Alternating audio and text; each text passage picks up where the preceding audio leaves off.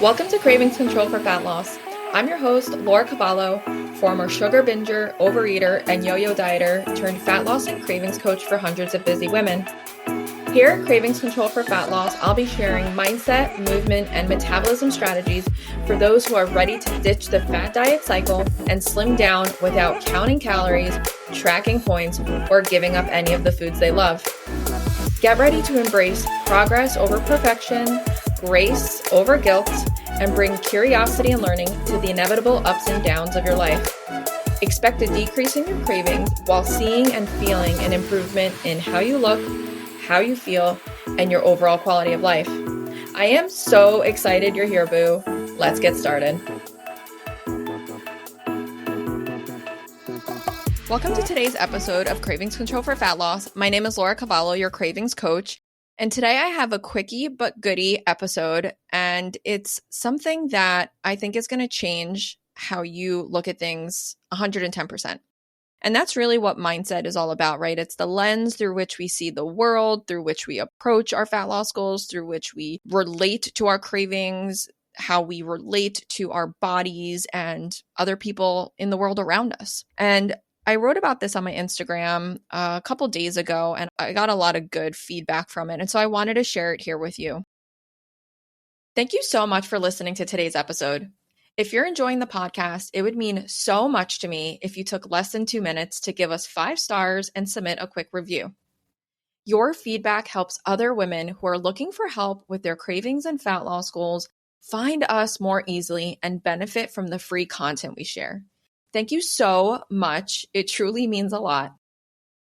If you have been in the dieting space for any amount of time, you are probably used to thinking about taking things out of your diet, right? About, okay, I want to eat healthier this week. I want to start exercising. I want to start, just getting my shit together. Immediately, you probably start thinking about like, what do I need to take out of my diet? What do I need to stop doing?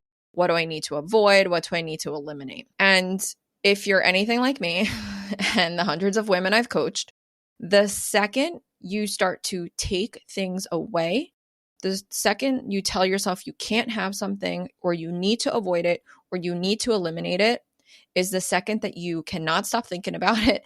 You want it 100 times more and like it's the only thing you think about. And so something I learned in the health coaching mindset certification was that even when we set our goals, even when we're coaching our clients, we want to think about adding things into our lives, adding things into our nutrition, adding things into our routine versus focusing on what we have to take away. Because the idea is the more good stuff that you add in, the more habits and routines and fruits and vegetables and exercise that is actually aligned with your goals, the less of the quote unquote not so good stuff or the things that aren't as aligned with your goals that you'll do less of. So let me give you an example. Say I want to just start eating a little bit better this week. In the past, I would say, all right, we got to go low carb. I got to take the creamer out of my coffee and I can't have any sweet treats at night. Like that's probably where I would start as my previous version of myself. So now using this strategy of adding things in versus taking away, maybe something that I would say is, I'm going to start with a really nutritious breakfast in the morning along with my coffee. So I'm going to have some yogurt with some fruit, some granola. I'm going to think about adding in like a really nutrient-dense salad throughout the day with maybe some vegetables and some protein. And I'm going to add some croutons in there for a satisfaction factor. And then at night, I love my sweets at night. So I'm going to practice serve and go as my craving strategy. So I'm not going to completely take the sweets out. I'm just going to have a little bit less. Okay. And I'm going to practice that serve and go craving strategy. Another example would be, what can I add in terms of exercise, right? Like, how can I move more? Is it taking the stairs? Is it parking a little farther away? Is it adding in a 10-minute Netflix workout video? Yes, by the way, Netflix has workout videos to my routine in the mornings.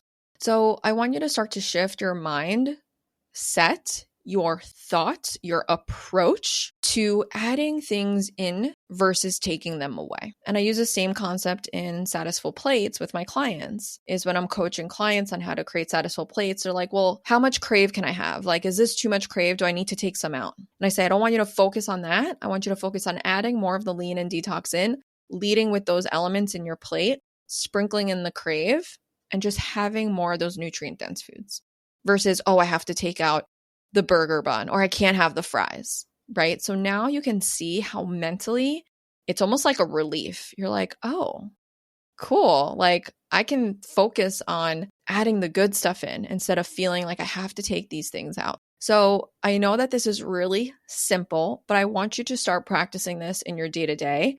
And I want to hear what you think about this. And I want to see how it manifests in your day-to-day life. So let me know. Hit me up on Instagram, Laura Cavallo __cravings_coach. Let me know what you thought of today's episode and if this strategy resonated with you. See you in the next episode.